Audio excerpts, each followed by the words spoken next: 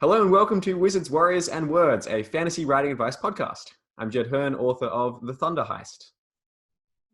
I'm Dyrk Ashton, author of the Paternus trilogy. It's you, Rob. You, isn't it? No, I'm last. Oh, we're kicking this one off well. I'm Rob Hayes, author of books. I am Michael R. Fletcher, author of Beyond Redemption and stuff. And today's episode is going to be all about listener questions. So over the course of this podcast, we've gathered quite a few interesting questions from our listeners, watchers. So thank you for everyone who sent questions in. If we don't get around to answering your question today, we may do it in a future episode. And also if you do have questions. If we don't, it probably means it was a shitty question. We're just blowing you. Good cop, bad cop. You get the routine. And yeah, if you have any other questions as well, please feel free to reach out to us. And we will probably do this again at some stage in the future. But kicking things off, this question comes from Robert, who says that, first of all, I would just like to say that I enjoy the new podcast very much. I was wondering if you could touch on the subject of trunk novels. If you come back to them, why don't you? That sort of thing. And on a personal note, he adds that I'm the guy who put Fletcher's face on the other two panelists a few weeks ago. I hope you weren't offended or put off by that. That Robert. Consider the We all sword. saw that one, yeah. So, trunk A novels. room full of Fletchers. Yes. I'm just going to admit right off the bat, I have no freaking idea what a trunk novel is. Oh, sure. So to define it really quickly, it's just like an early book that you wrote that you never got around to publishing, and then you just kind of like kept it locked in your trunk because otherwise it will come to life and kill that's you. Fletcher's. That's 3/4 of Fletcher's oeuvre right there. Yeah, I don't actually have trunk novels because I just publish everything I write. I mean, literally everything I finish anyway. I have unfinished books, and they're really bad. But everything I actually finish gets published because, I mean, if I'm going to spend all that time writing, I'm putting it out there. It's probably unwise, but it's my thing, you know? Fair enough. Rob, do you have any trunk novels? I mean, yeah, I've got a few. I mean, I've actually got one that's set in my first Earth Saga universe. It was the first full-length book I ever wrote, and to be honest, I had no idea what my voice was at the time or anything like that, and it was awful. It has an English accent. It wasn't good. It just didn't have any character to it, so I'm pretty much I just binned it and started Heresy Within, which turned out to be pretty good, so I published that instead. Jack? But I mean, Paternus was my first novel other than an attempt I made at a superhero kind of thing when I was in high school. And that just never got finished. I don't even know where that is. It was all handwritten. So, I mean, I had the same issue, finding the voice and figuring out what the hell I was doing. It was like a crash course in creative writing. But though I'd written a lot of screenplays and a lot of short stuff and been writing for a long time, but I don't have any. I don't have any sitting around. I have a lot of like short story kind of stuff that's basically backstory from the Paternus world. So there's some of that I do pull out and revise and put out as short stories or put in anthologies. But at this point, most of those I'm writing from scratch based on notes. So I really actually don't have any right now. Fair enough. It's kind of ironic that you mentioned that book you wrote about superheroes when you were in high school, because the first thing that I wrote was a superhero story when I was in high school. So clearly we're the same person. And yeah, basically that's my only trunk novel was this thing called the Aeon Academy, which I started when I was 15, continually rewrote it for a couple of years, like from scratch several times. And then eventually I just realized that like it was never going anywhere and there were kind of inherent flaws with it. But moving on from that first novel to the second thing I wrote, which was Across the Broken Stars, which did get published, that for me was like the biggest moment where I realized that all of those hours and years I'd put into working on that first trunk novel paid off a lot, because it just felt so much better to like start over afresh and tackle this new thing. The only way to really get decent at writing is to keep writing. And exactly. Yeah. If you have to throw some of it away, that's just the way it is. It is. The thing is, though, it's like, you know, Dyrk says he wrote a superhero novel when he was in school, and that was, I don't know, a millennia ago. And then Jed says it, and that was like, I don't know, 5 minutes ago. Last week. There's a bit of a time difference, sure. Dyrk, you actually touched upon something which leads in nicely to another question from Slowly Read, who asks, did you guys start out writing short stories, or did you go straight into writing novels? And perhaps we can use this as a bit of a springboard to just talk about our thoughts on short stories in general. Who wants to kick off? I have short stories are harder for me to write. I mean, harder in that it's harder for me to get my head wrapped around what to do and how to do it in a short framework. Novels are harder because they just take so damn much longer, and there's so much more thought that has to go into making it all make sense. But the shorts I find difficult. And to be honest, I mean, I've written a lot of, like, I can't say I've written a lot of short stories, but I've written a lot of, like, scenes, you know, just ideas that would come, and over the years I would just write out these scenes, and sometimes they were in screenplay format, sometimes, or sequences, and sometimes they were in short story format. And then there were long periods when I didn't write at all. That kind of stuff, like when I went back to school to get my PhD, I had to, you know, it was all academic writing. But I think that helped a lot because my professors were serious sticklers for everything. So that was pretty good training, and that came after my many years of writing screenplays, and I was just writing all the time when I was writing those. So those really helped a lot. But as far as shorts, I never really have done a lot, and I've never tried to. I know a lot of people write a lot of short stories, they submit to magazines and journals, and you know, that's like a thing. I just never went that route. I think it's a very different skill, writing short stories in many ways to writing full-length novels, and I think there are plenty of people who specialize in it. Basically, that's what they do. They write short stories or novellas, whatever the length thing is. I don't really understand that myself. Novellas and novelettes. Yeah. I'm not a big fan of writing short stories myself. I can never seem to cut them down to a sort of like suitable length to count as whatever a short story should, while still getting across the story and everything that I want to. Maybe that's failing on my own part as a writer, but I just much prefer writing novels. But I definitely started by writing short stories and sort of serials and stuff a long time ago. So Ghosts of Tomorrow was literally the first thing I ever sort of really wrote and finished. No one wanted to publish it at first. So I saw this catch-22 of publishing. You have to be published to get published kind of thing.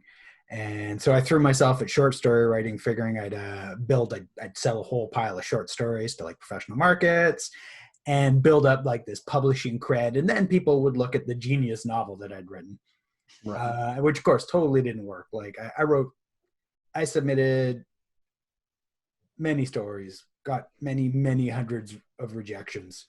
And then a publisher picked up, 88 was the first version of Ghosts of Tomorrow, picked that up and didn't even care that I'd written all these short stories and had a couple published. And then Harper Voyager picked up Beyond Redemption, and they didn't even ask. They had zero interest in my short story background. So at that point, I was like, fuck this. I just stopped writing short stories altogether, unless somebody came to me and sort of offered money and was like, will you write for us a short story? Which was hilarious because you go from like sending all these stories out and no one wants them to people coming to you going, will you write a short story? And you're like, oh. Like, we'll give you money. I'm like, I guess. Well, I suppose if you'll slap me with your wallet, I'll do it for you. And then, so put out, I don't know where it is. collection of obsessions, which is like a collection of published and unpublished short stories. Which with terrific cover art, by the way. Oh, that's right. Yeah, my daughter, who was 7 at the time, 7 or 8, did the cover, so that was fun. But anyway, so no, I fucking hate short stories. You don't think, Mike, that having those short story published creds in your query letter helped get them to request? They didn't care. Nobody cared. Because I know the publisher literally said, like, a lot of people do use that very strategy. It might be though that just not as valid today as it used to be. Yeah. Now this was 2009 that I started. There are a lot of people that have done that and have gotten, and then gone on to get publishing deals. I mean, Rothfuss, I think, was one of those. I think quite often it can depend on where the short stories went to. You know, if you've got a short story that's winning some sort of prestigious award, like Writers of the Future, for instance, which is what Rothfuss did, and then you're sort of pitching a novel going, hey, look, I've got a short story that won this. I think, then publishers might take note. But if you're just like, I sold a short story to this online magazine or whatever, I doubt, then sort of agents or publishers are really going to care. Yeah, I think, like, for me as well, that's what I sort of tried a couple of years ago, was just like writing lots of short stories, submitting them to various markets. And I did get a couple of them published, and it was like my first, paid publishing thing. So it felt very cool. But looking back on it now, as useful as it was, I think I probably would have been better off spending that time actually just writing more novels, which is what I wanted to do long term, and then start the self-publishing process with that earlier, because like I learned so much more from it. You actually like are getting some money from it as well, as opposed to like short stories, which even if they do get published, it's probably, not the kind of thing that is going to continually be a source of income for you and everything. Now, having said this, I have found short stories useful for linking to my books that are published as a way to incentivize people to sign up for email newsletters and just like reward readers for checking out my books by giving them a free story as well. Do any of you do that as well? Nah. That's a pretty standard tactic, yes. Tactic. They call it, people call it lead stories or something. Or reader magnet, yeah. You write a short story that's sort of, I don't know, either a prequel or based in the same universe as something you've got a longer trilogy, and with the hopes that people who will then read that, and then they'll be like, "Oh, that's interesting. I'll go and check out the rest of this stuff." Mm-hmm. And I know a lot of people do that and just offer it for free from certain download sites. Yeah, I offer one on my mailing list. Anybody who signs up to my mailing list gets a. I do the same thing. They call them lead magnets. That's it. A lead magnet. Yeah. I do the same thing. If you sign up for my newsletter, I have a pop-up that comes up. I know I freaking hate pop-ups. So mine, I make sure it comes up as soon as you go to the website. It doesn't come like 5 seconds later while you're searching. It comes up right now. I should probably change that. Mine comes up 3 seconds after. And I was just going to say, Rob, your self-published fantasy releases one.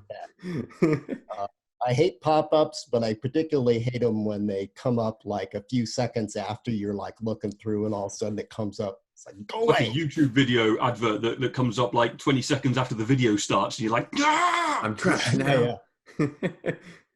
Yeah, but I set all my short stories up, so if people log on to the site and then it's called Amazon, send me money.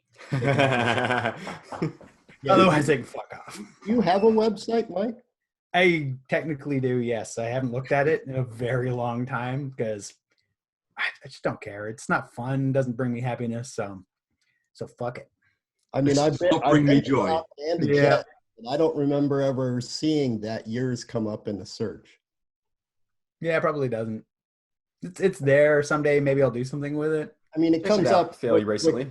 Encyclopedia Britannica, Wall Street Journal. But I've never seen your website. Big sad. Whatever. All right.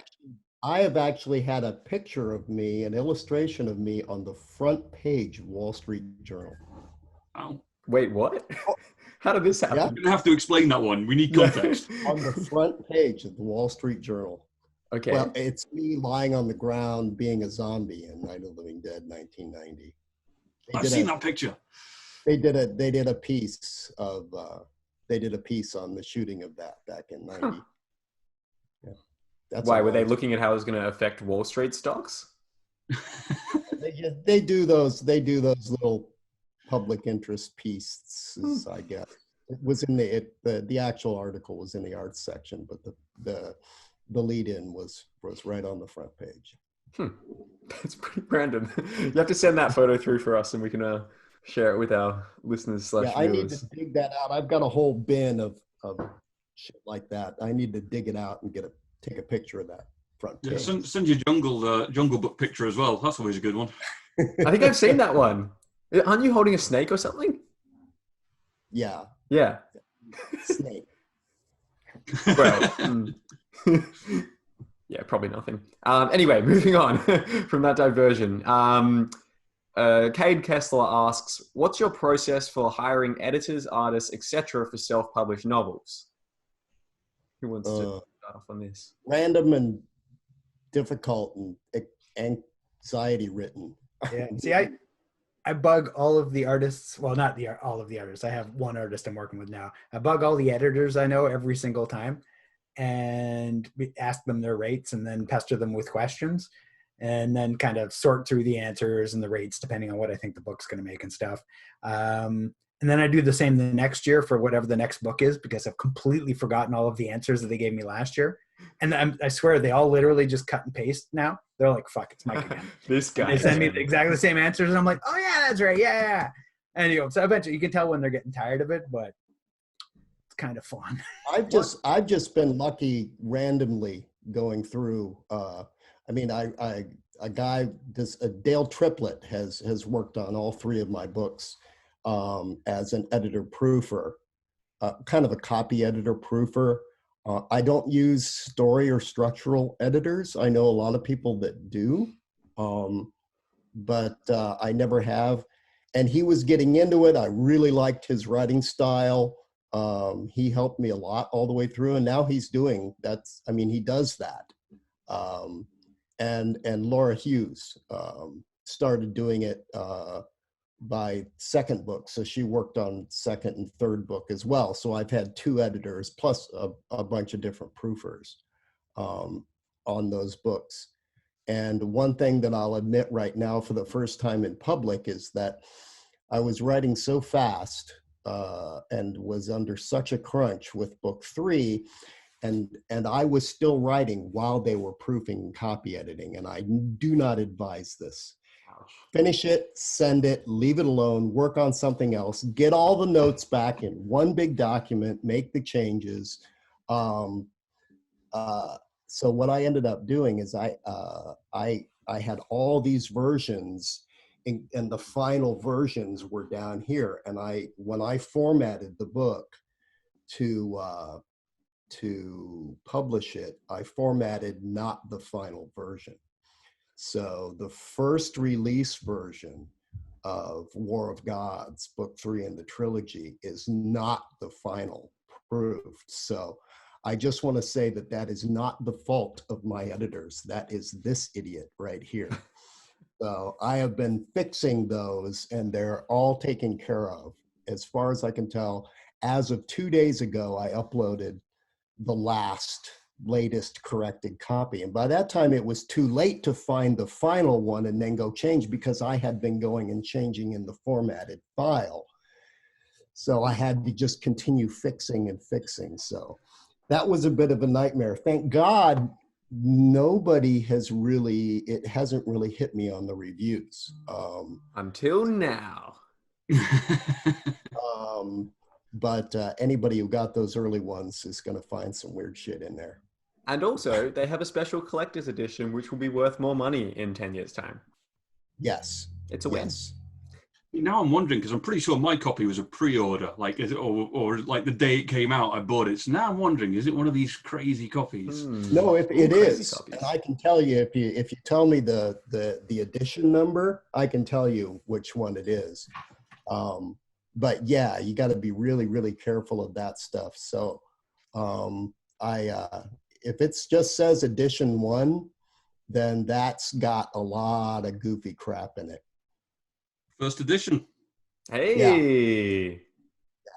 Yeah. I mean, I fixed them. Hold on to that. And you still liked it. Collector's edition. It's amazing. I just want to circle back quickly to something Mike was saying. You say that you pester editors with a bunch of questions. Do you mind sharing what some of those questions are? Because that might be useful for people who are trying to figure out what they should be asking editors and what they should be looking for when they're approaching them.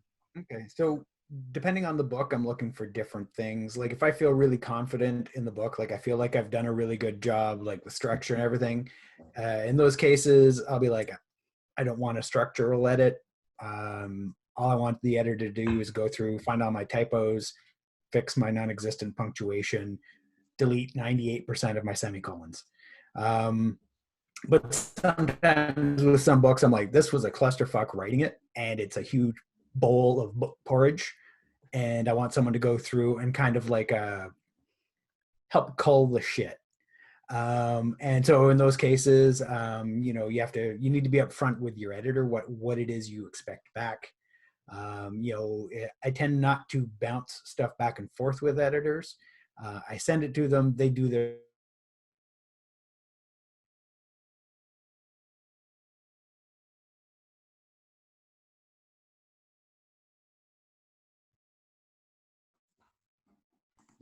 if you're sort of new to this, then you need to be upfront about that. Sorry, I just lost you for the last 10 seconds or so. Could you just repeat what you were just saying?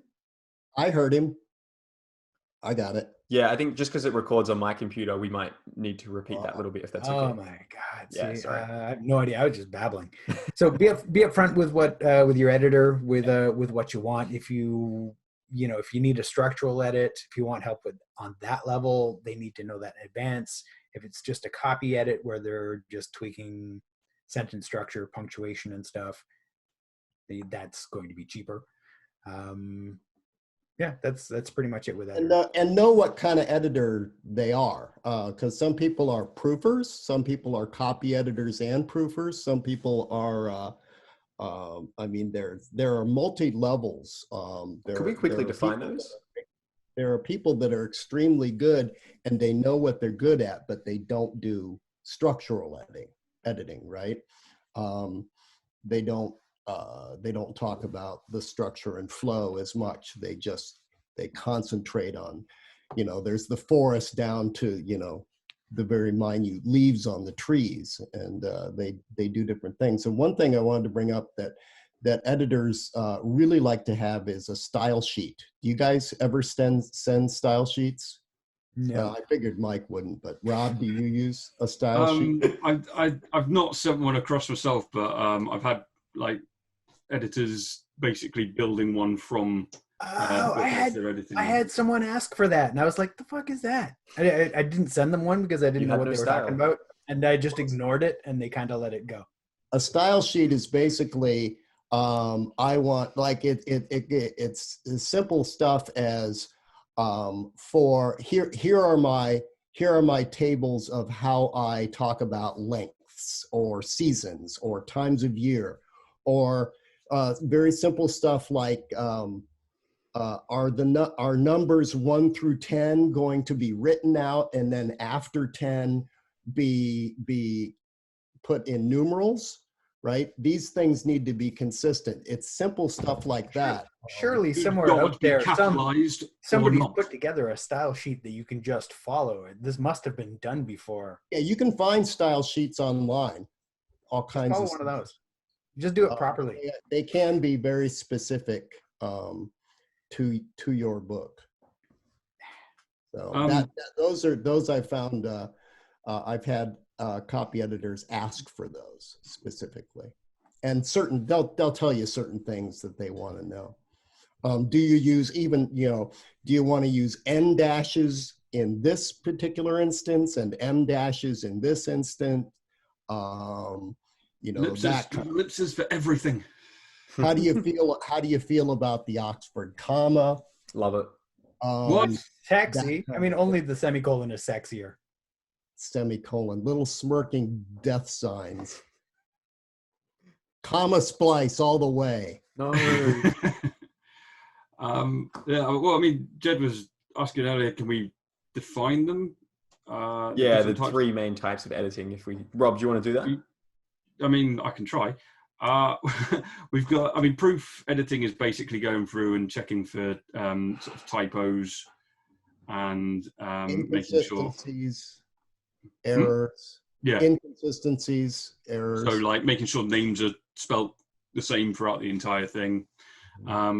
Copy edits tend to be going through and looking more at things like sentence structure, you know, how well does the sentence flow, and, you know, making recommendations if they think that it could go better in a slightly different way, you know, if it could sound better, or just saying, what is this crap? This paragraph means nothing. Get the fuck rid of it. I get a lot of red marks in my edits. And then structural edits are ones where they look deeper into the actual story itself and make suggestions on how the story can be changed to make it better. I don't know. I've never had one of those. So that's about as much as I know of that one. All right. I reckon we've got time for probably... Oh, yep, Dirk, go ahead. No, go ahead. I was just saying that I know people that run story editors even before structural editors, where they talk about how they're going to plot out and lay out and outline the story with someone before they even write. How do you do that when you haven't written the story yet? Well, they help them develop it. Sorry, logical approaches disgust me. We didn't even address the question about artists. Do we want to? I don't know. I just hire Felix. Yeah, I was just going to say, just hire Felix Ortiz, who did our podcast art. Or if you can't afford Felix, like myself, hire someone who is equally talented, like Raymond. And yeah, I think we've probably got time for one more question before we wrap this one up. But we definitely will do another listener question episode sometime in the future, I think. I feel like we could have made an entire episode out of just editors and covers, to be honest. Yeah, that could probably be a good thing to look into, is like outsourcing in general, like just how, like what tasks do we give to other people to do, because we know that we're not as good at them as proper trained professionals are. Kate Kessler also asked, what are some specifics and strategies you have for preventing world builders disease? So this is, as I understand it, world builders disease is when you just spend all of your time figuring out like what language your trees speak and all of these minutiae things about your world that you never actually need for your story. And as a result, it's a procrastination method from growth doing chart. Yeah, stuff like that. Atmospheric makeup on an atomic level. Yeah. Figuring out the periodic table. As a pantser, I can say I have never had any experience with that at all. My world building is on the fly as I'm writing the book. So it all just comes out of my head as I'm going. I mean, yeah. So I've never sat there and spent a massive amount of time building a world to the point where I'm like, oh God, I've never actually written anything. For me, that is part of writing, discovering and building the world as I go. Yeah, kind of the same for me, although I have actually done the world building a couple of times for books. I'll write 30,000 words or more just doing world building. And then I realized that none of it made the book, because by the time I finished writing all the world building crap and start writing the book, I've forgotten everything in the world building document. And so now I kind of just, I have a world building document open as I'm writing the book. And every time something important comes up in the book, I just go, oh yeah, throw that into the world building document. So at the end, when I finish the book, I have a separate world building document, which includes like all the characters, place names and stuff. But that's more for me to sort of relate back to after the fact. And when it comes to writing a sequel, I can, kind of look at that and be like, where the fuck were they? What was the name of that town? But I don't do it in advance anymore. And world building also includes magic systems or lack thereof and stuff like that. But we're going to talk about that later. Ooh. In a future episode, which may or may not be recorded. I think there's a balance, because even though Mike might say none of that ended up in the book, it does, I think. And you can feel it when you reading a book. You can feel if the author, if you get a feeling that there's a lot of depth to this world, even if things are only just, mentioned in passing or hinted at. And that stuff kind of almost accidentally makes its way into the book. It's when you're trying to force that stuff into the story that I think it becomes a problem. And I think it's just striking a balance. For me, I mean, I spent months and months doing research and basically world building kind of stuff for the Paternus trilogy early on. And then I ended up having a whole lot of that in the first drafts. And the first book was 2 books. And I ended up cutting a whole lot of stuff down, cutting a whole lot of backstory stuff out, and combining it into 1 book and then rewriting that. And there was less and less of that in there, but there are still hints of a lot of those things. And I think it's just, I know people that spend 2 days doing world building and then they add to it as they go along, but that stuff does get in there, and it is important. And some people are just really good at keeping all this stuff back of mind as they're going, Rob.